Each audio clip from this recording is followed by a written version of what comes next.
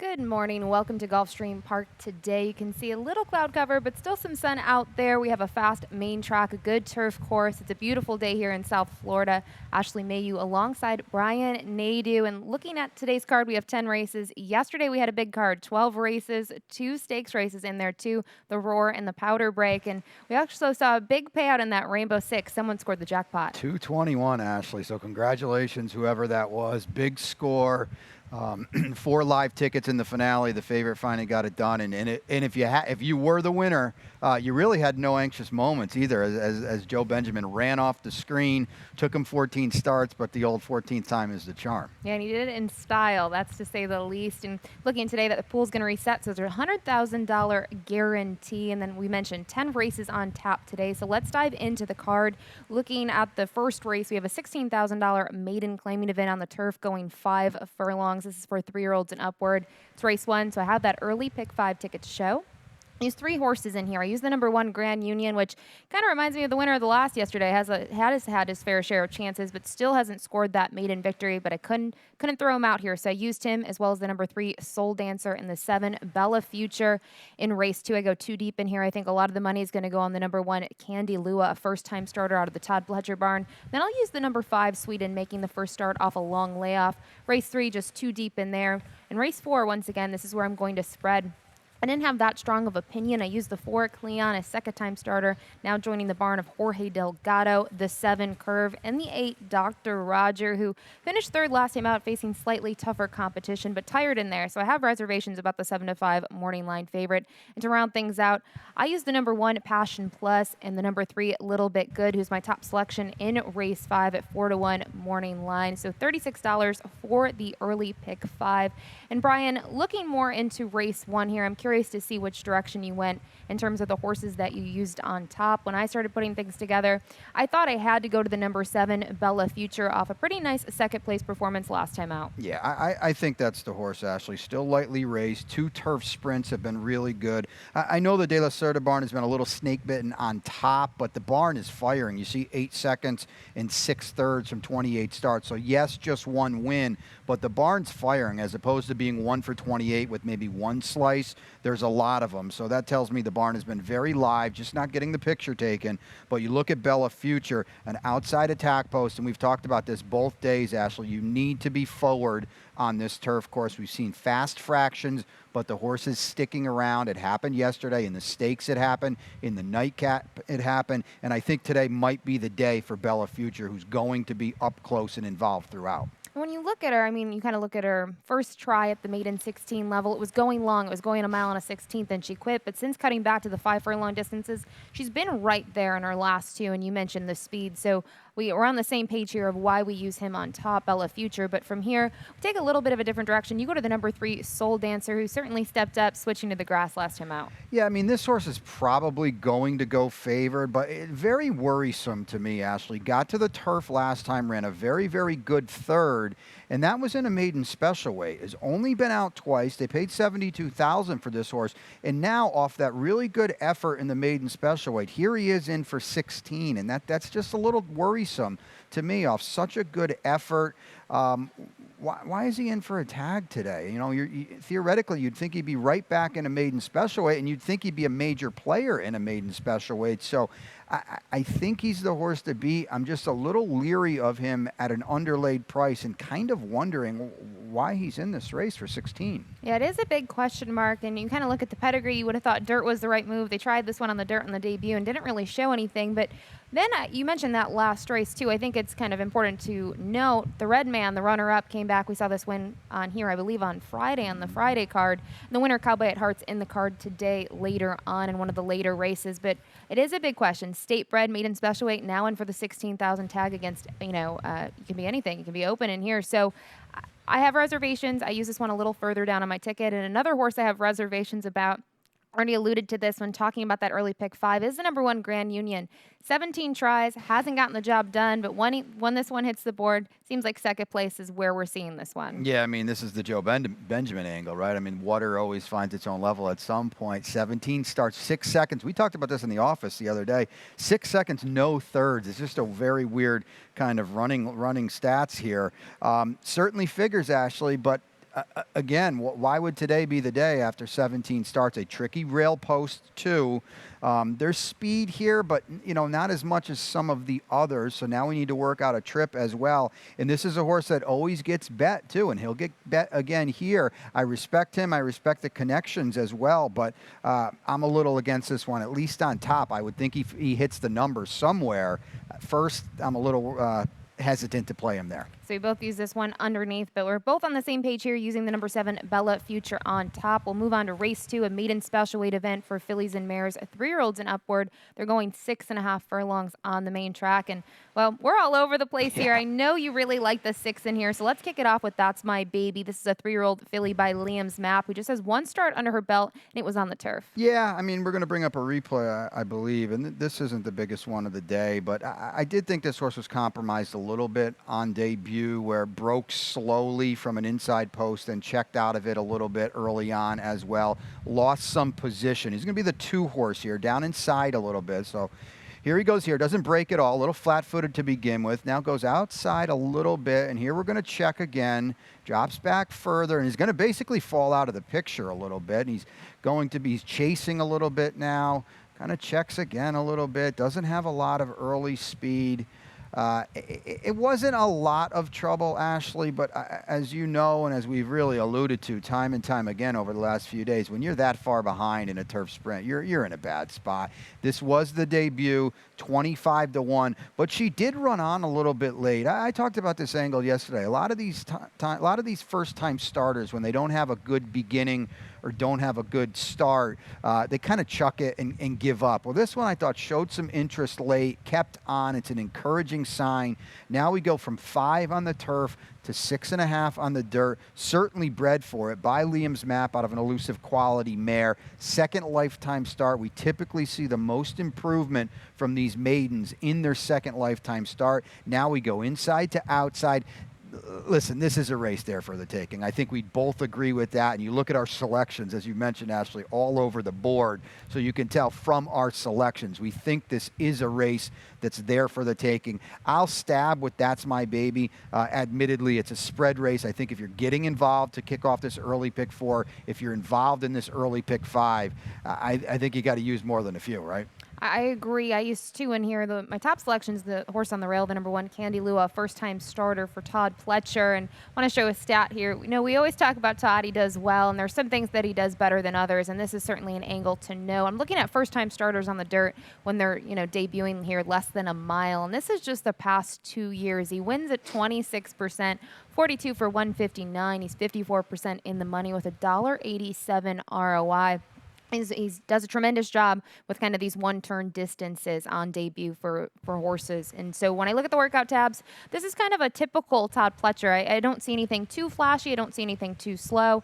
The numbers are there. Edgar Zayas, kind of one of his go-tos down here, especially in the summer, wins at 20% here at Gulfstream Park. The numbers are there. Does get a tough draw, though, having the rail in that debut. I think that's what you hit on. The rail is problematic. $33,000 yearling purchase. Certainly figures, certainly fits. I would check the tote board to see if this horse is live, because she's supposed to be, if she can run a little bit, especially in a field like this. I would check the double will pays as well if you're getting involved in the early pick 5, because then you can see if she is live. She would be no surprise at all, Ashley. I'm somewhat leery. Like I said, they only paid $33 for this horse. Todd typically has a powerhouse kind of stable. We'll see what happens, but I do agree. In a spot like this, Ashley, Candy Luau is a major player. And then your second pick is the number 3, Mackenzie's Girl, out of the Kent Sweezy barn. Paco Lopez back in the saddle after a second place finish last time out. Now that was going 6 furlongs. I use this one underneath. You do too. My logic here is I'm not sure 6.5 based on her performances. She doesn't really have that late punch that I'd like to see. No, she's been tiring in every start, and now 6.5 is going to be very, very tricky, especially because she's going to be on or just off the pace and probably going to get pressed a little bit.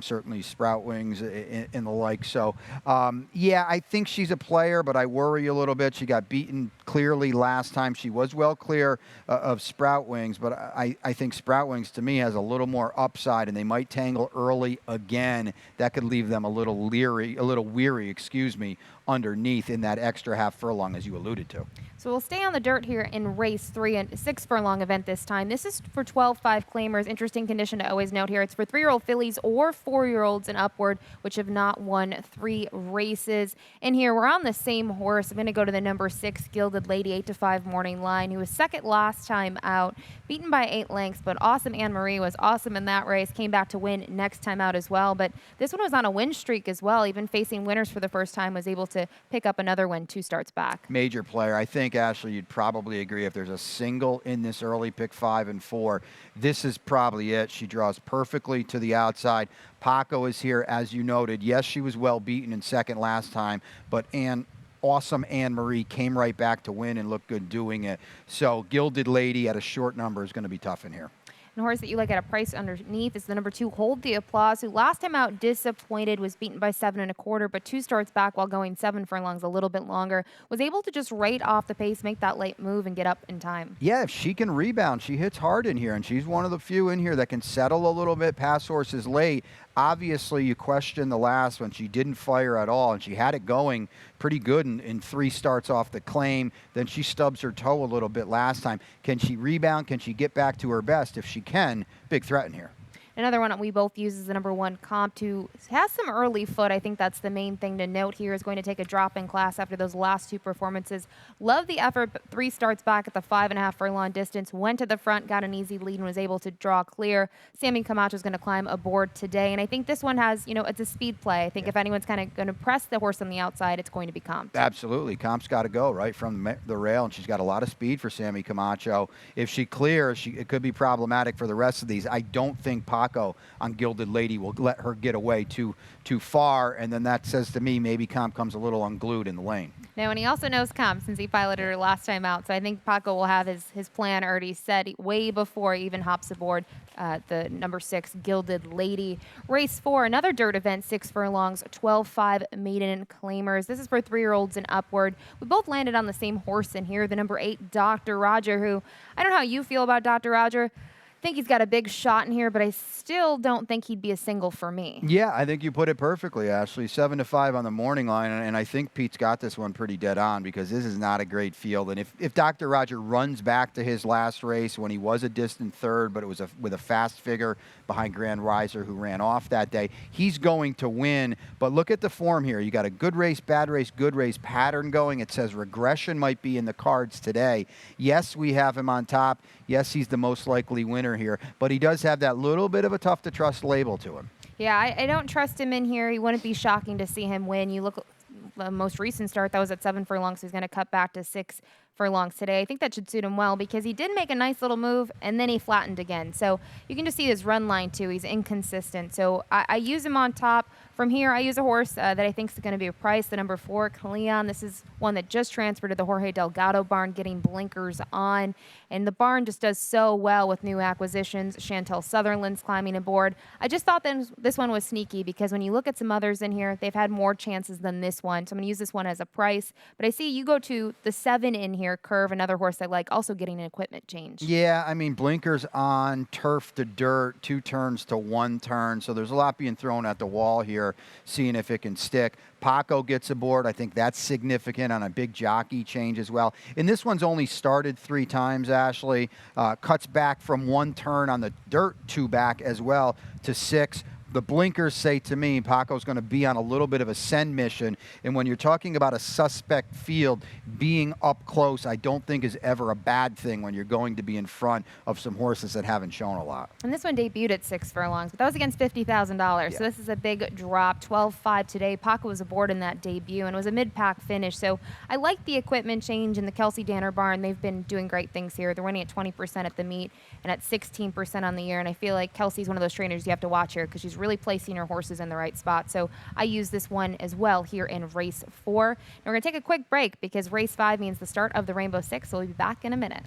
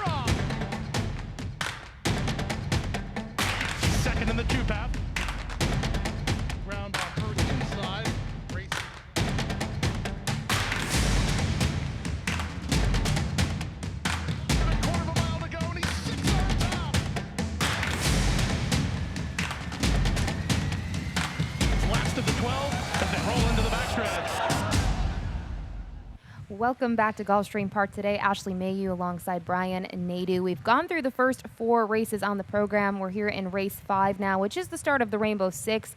It's a starter optional, it's an allowance optional claiming event at 1.1 miles over the turf course. And looking at your Rainbow Six, I'm curious because I think the earlier races you might have to spread because they're kind of competitive, and also the nightcap I thought was difficult to handicap. Yeah, it's a tricky sequence. I had a couple singles in the middle, and here you see it, $45 after a couple scratches. I go 3 deep in here. I do like number 6, Living at the Beach. We'll talk about this race in a second, but jumping forward, race 6 and race 7 are my singles, and I think in race 6, number 8, Adib for Mr. Louis. The barn has been going very, very well, especially over the last 2 days. I think is in the right spot. The most logical single in the sequence, Ashley, is number 7 in race 7. Number 6, What a Trick, who just looks really too much for Ken Sweezy. And then the back end of the card, this late pick 3 is very problematic for me. So I wanted as much coverage as I could get. I actually had 6 horses in race 8, but we had a scratch, so I go right in a row here: 1, 3, 4, 5, 6.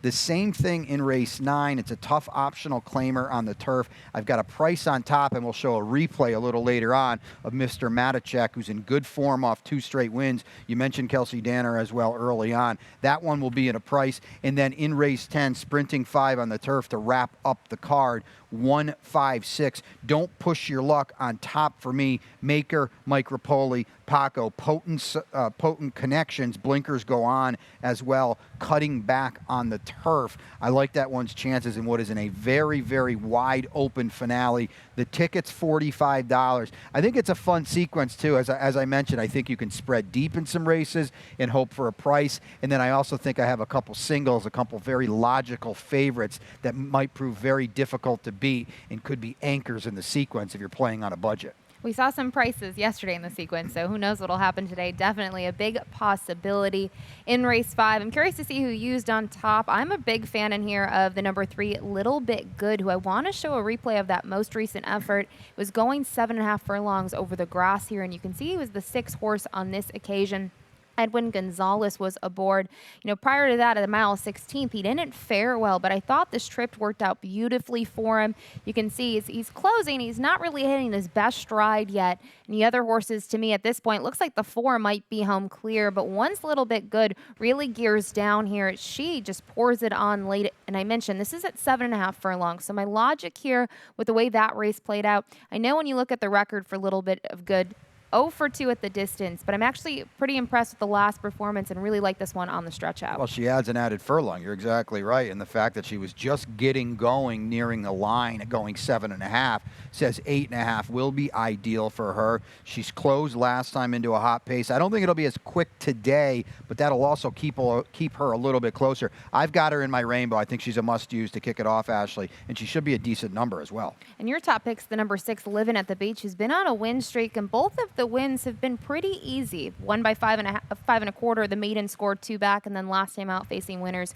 for the first time also was able to clear the field by a couple lengths. Yeah, 2 in a row, as you mentioned, and they were against open company. And I love horses that break their maiden and come right back to win, because facing winners is very, very difficult. It can be a rude awakening for horses. She got it done. She got it done easily, and I love the fact that now Joe Orsino puts her in a spot where she can't be claimed either. So that shows a lot of confidence by the barn. She's in with Florida breds as well after facing open in her last several starts. She's getting good. She comes in off 2 straight wins. Her confidence level has never been higher. I think she hits hard right back going for the hat trick. Now she's got back-to-back wins and a different kind of similar lines, though. The number 1 Passion Plus, back-to-back runner-up finishes here at the $16,000 level, still in for the tag today.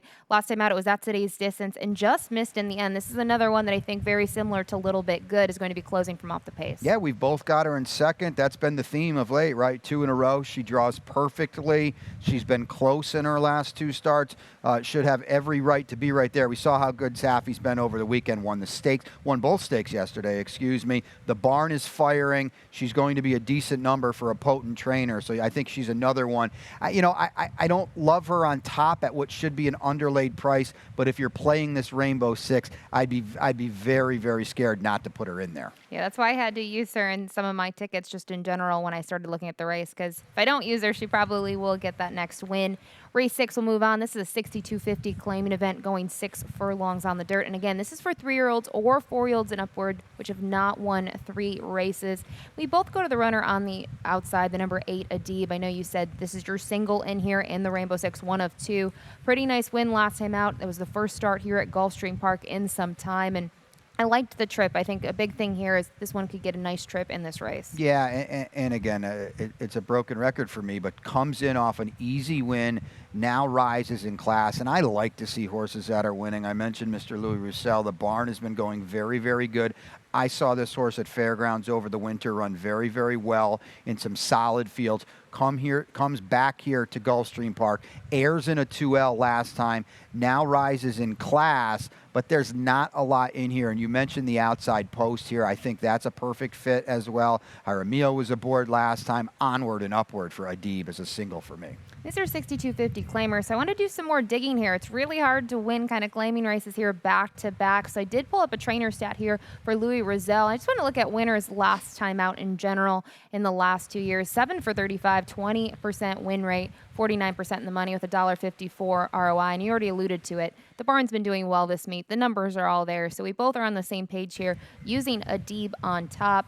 And from here, looking at the others in the field, I was kind of torn on where to go from here. I just think this is the one to beat. So another runner I ended up using, you don't have it all, is the number 5, Captured by Fate, who last time out tried the turf, and I think that was maybe the issue. I just don't think this one liked the turf. I thought the win 2 back, picked up that second lifetime win, early foot. The question I have with Captured by Fate is if this one's pressed, can this one continue to go forward from here? It might be a little bit of a tough spot. Yeah, I think you're right, and you might be taking an underlaid price to find out as well. I agree with you. Let's draw a line through the turf race last time. So he's definitely back with friends in here, but you look at his running style that says he might have to be the inside speed here because I think he is quickest of the runners to his inside, but then you look directly to his outside with Deckology. You look at Frank Alone. They want to go as well, so it puts Captured by Fate in a tricky spot as potentially the inside speed with a couple pressing him to the outside. Maybe he wins the battle, but I don't know about the war, Ashley. So, yeah, I was a little bit against him, at least on top. And a price horse we both use a little bit higher is the number 2, Baby Brother, who's coming into this race off his best race in 2021. Yeah, I mean, he's not without hope in here, and if they go flying early, he gets run off his feet a little bit. He can settle, make a late run. He's in form, as you mentioned. He's a nice price. You look at his last 2 races; they are not far off of whoever you think is best in here. So he's not without hope at what should be a good price. And I think he might get overlooked a little bit. We talked about Steve Badu earlier, got his first career graded stakes win, an easy barn to root for. Don't sleep on Baby Brother. Yeah, he's going to be a price. I know that. So if you're looking for value, maybe Baby Brother is the horse to go to. Race 7 is the start of the late pick 4. We're on the turf here, a 5 furlong maiden special weight event for 3-year-olds and upwards, fillies and mares. I do have a late pick 4 ticket to show quickly. I went too deep in here. I know you singled the number 6, What a Trick. Also had some curiosity in the first time starter, the number 5, Powder Day, out of the Tom Proctor barn. Race 8, I spread in here. There was one scratch of the 2, So Subtle. I go to the number 1, Cezanne, the 3, Bailey, as well as the number 6, My Main Man, who had a nice maiden score last time out. 3 deep in race 9. It's a turf event. I use the number 2, Calibrator, the 3, La Hinch, as well as the number 4, Till the End, who I have probably more interest in than some of the others in there. And then finally, to wrap things up, I go 3 deep in here. My top pick being the number 4, Very Savvy, at 6-1 on the morning line. So that's how I see the late pick 4. Diving more into this maiden special weight event on the grass, we'll kick it off with What a Trick, the number 6. Short price on the morning line. I think that's going to be the case when the gates open. Just missed last time out at the distance and at the level. Yeah, I mean, she just looks better here, especially because we'll talk about the 2 Proctor Glen Hill firsters in a second, but for what these horses have done up to this point, What a Trick almost has to win this race because she's much better. You look at her progression on figures, on her form, she's still going up. Now she's got in her 5th lifetime start, which is a little bit of a negative that she hasn't broken through yet, but her most recent races lay over this field, which hasn't been so hot to begin with. She's drawn perfectly. She's got speed on this turf course, which we've mentioned you have to have. I think What a Trick finally gets it done. To me, Ashley, she is the most likely winner on the entire card today. When you look at her numbers too, just even you mentioned out of the horses that have raced, she kind of towers over the field. So this looks like the race that she's probably going to graduate.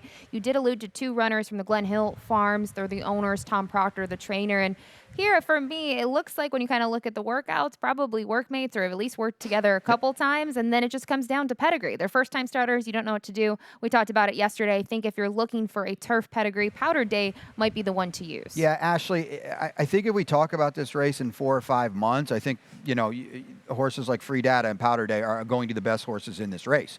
But on May 16th at Gulfstream Park going 5 furlongs, I don't think today's their day. To me, the fact that they're even in here together says Tom needs to get them going, needs to get a start under them for probably a 2-turn turf race next out. I know he's a one for a big number turf sprints in his career with debut runners. Powder Day, the pedigree is here. You look at the pedigree of both of these horses, it's pretty big, but Free Data, the dam won over 700, but was a grade 3 winner going long on the dirt. Snowtop Mountain, a very nice horse going long on the turf. I think both of these horses probably have a lot of talent, Ashley. I just don't know if we'll see it today. Yeah, I agree. So it looks like it is What a Trick's race here, a dream kind of field for her to maybe graduate. We'll turn to race 8. We're on the dirt here at 7 furlongs. We do have a key scratch in here of the number 2, So Subtle. So that leaves us with a field of 6. And we both land on the horse on the rail, the number 1, Cezanne, who I want to show the replay of that most recent race because we talk about getting kind of taken out at the start. And I remember Pete Aiello's call. He said getting the worst of the breaks is the number 3 in this race, Cezanne. You can see the 4, the 2, bumping, a lot going on, and had to lose position. And when I go back to 3 races ago on the dirt, I think Cezanne wants to be just off the pace, just maybe a length, really kind of, eager on the front end. And that wasn't going to happen last time out. Yeah, and we both picked this horse, Ashley, but not to speak for you, I thought this was a spread race, and I don't have a lot of confidence in this horse. I think it's one of the more difficult races on the card. I do think there's enough speed in here to set Cezanne up, who can settle a little bit. The 7 furlongs, I think, could be a little tricky for some of these speed horses, so I did pick him on top. Both starts on the dirt with Lasix have been very, very good for Cezanne. So yes, I think he's the horse to beat. Yes, I agree with you on the trouble trip last time, but I still view this race as a spread, as one of the deeper races, certainly in the rainbow sequence in the late 5, in late pick 4 as well. So I'll land on top, not with a ton of confidence. But we both like Bailey. We could talk about trip as well. This is one that should probably sit off the trip and may get an ideal kind of race like last time out, where this one was able to flip the tables on Flamingo Hawk, who was favored in that spot. Bailey was kind of underlooked compared to the stablemate and just sat off the pace and was able to draw clear in there. Yeah, it comes out of some very live races. Here's Safi again, who the barn's been firing day in and day out. I think broke through last time with a pretty big figure and looked good winning. Now gets an extra furlong as well. And you look at the past performances on paper, you look at that form, it says another furlong. Should really hit this one between the eyes. I think Bailey's a big threat in here. We'll move on to the late double. It gets kicked off here in race 9. We're on the turf course at 1 1/16, and we're all over the place here. I see you use a little bit of a price, so I want to start there. The number 5 in here at Mr. Matuzik. This is out of the Kelsey Danner barn. Nice win last time out at a big price, going a mile, now going to stretch out slightly. This one looks like, has been on the right track at least, 2 back-to-back wins. Yeah, and I think it's the race where, you're supposed to be all over the place, right? Whoever you think is best might, the long shot isn't far off, and vice versa. So let's take a look at a replay for the 5, Mr. Matuzik. This horse needs to improve and does step way up. But let's check him out. He's not even in the picture right here. He's going to be the 2 horse off the screen a little bit. He ends up winning this race. Now let's check out these fractions too. 25-3, 50-2, and he's just popping in your picture right now. Yellow and green, number 2. And I will note the runner-up in the 3rd place finisher, Light Fury and Mr. Tip. They were 1-2 early and throughout, setting these pedestrian paces. And here is Mr. Matuzik at 10-1, by the way, with a ton of left to do off the far turn. Look at this rally. Even checked slightly there a little bit, lost momentum, yet somehow gets up on a big class rise, second win in a row. Now steps up again. But boy, this one is in very, very good form. You talked about the Kelsey Danner barn already, really running well at the meet. And I think this horse on a class rise in a race where, yes, the favorites are solid, but I think they're unspectacular moving forward. And when you see a horse close into splits like that over a speedy turf course, I have to elevate them a little bit. Class rise and all, I'll come back to Mr. Matuzek at what should be, again, Ashley, another nice price.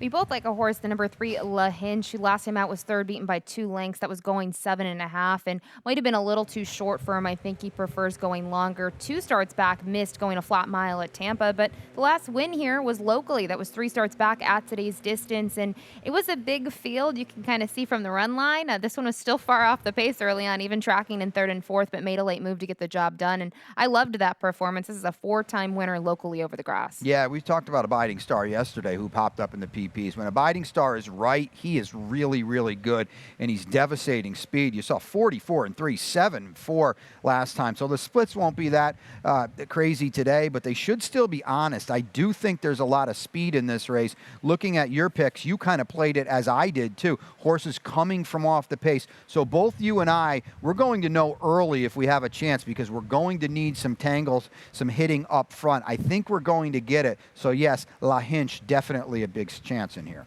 Race 10 is the nightcap, staying on the turf. 5 furlongs, a $20,000 claiming event for fillies and mares looking for that second lifetime win.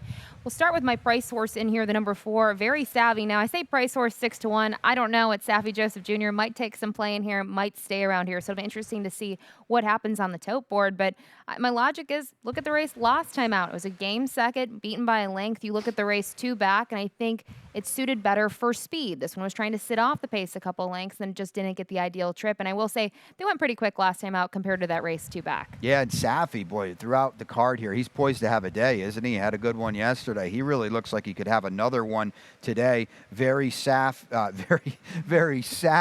is a big threat in here. Comes out of a very live race. Missing Link has now won 3 starts in a row. So you know those are good races. He's a big threat in here, Ashley. Use the number 5, Don't Push Your Luck on top. An equipment change, a drop in class, and a drop in distance. Cutting back to the 5 furlong of the race again after that mile race last time out. Might be everything you need for success. Yeah, let's draw a line through the 2-turn route last time. Focus on the turf sprints, and I think that they put her in the mix. A drop in class as well. You get Maker, you get Mike Rapoli, you get Paco. The blinkers going on says, let's go a little bit more early.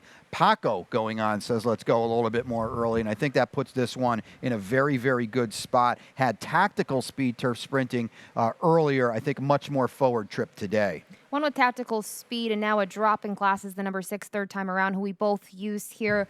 I guess my reservations is, you look at the race 2 back, well in for a 35 tag.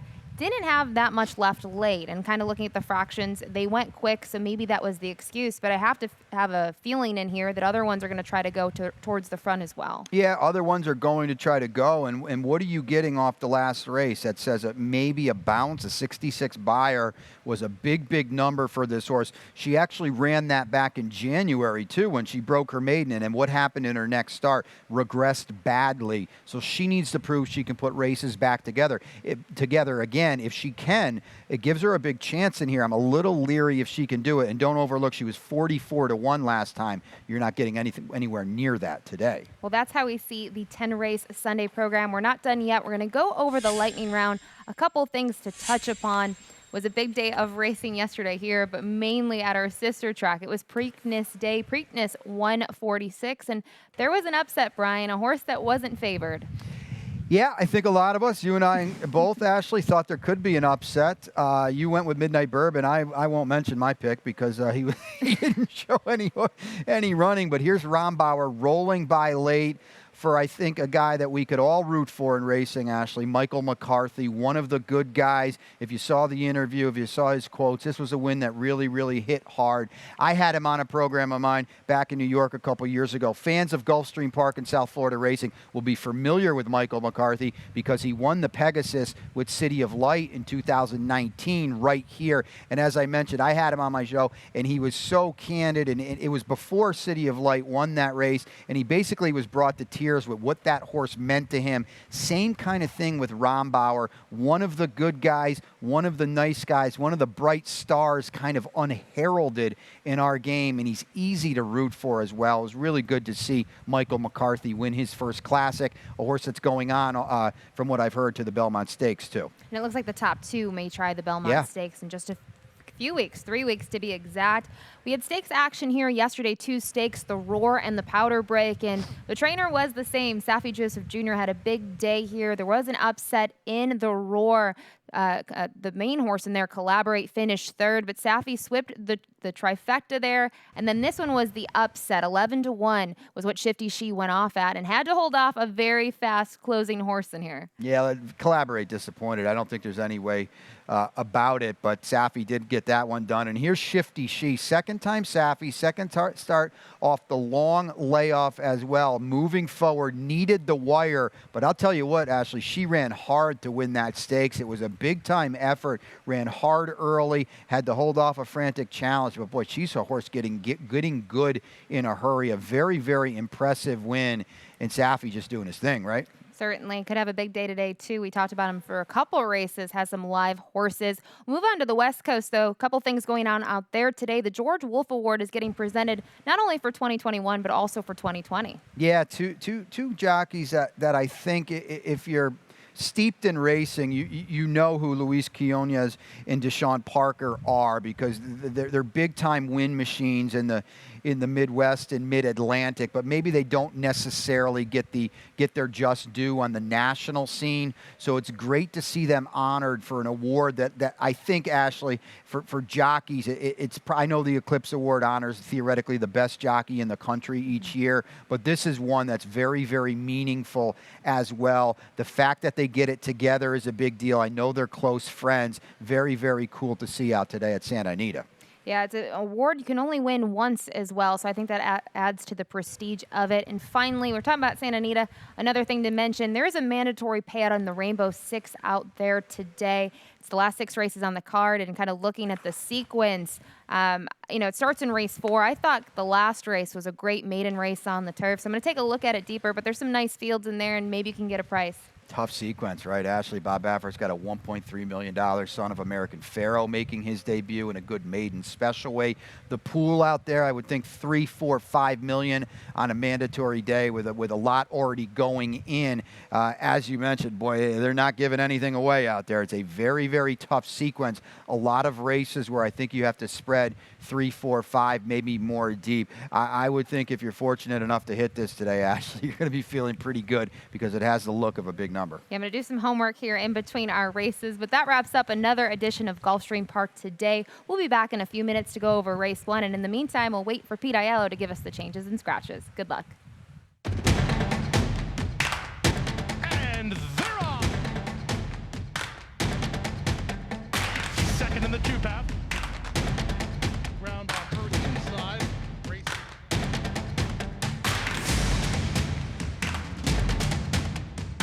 A quarter of a mile to go, and he's 6 on top. Last of the 12 as they roll into the backstretch.